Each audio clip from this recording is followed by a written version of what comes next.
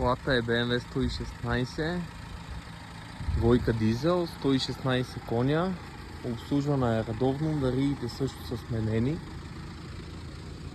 и работи доста добре, няма никакви пушици.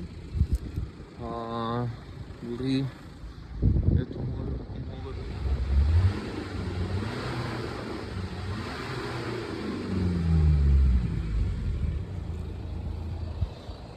ауспуха е чист, двигателя работи доста добре.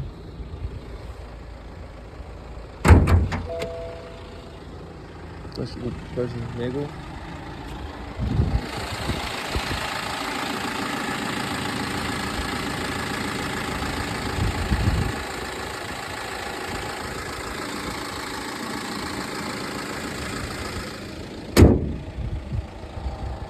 Маслото е сменяно само в BMW напоследък и като цяло доста от нещата по колата също са правени в BMW. Има фактури, може да се покаже, може да се види по всяко време.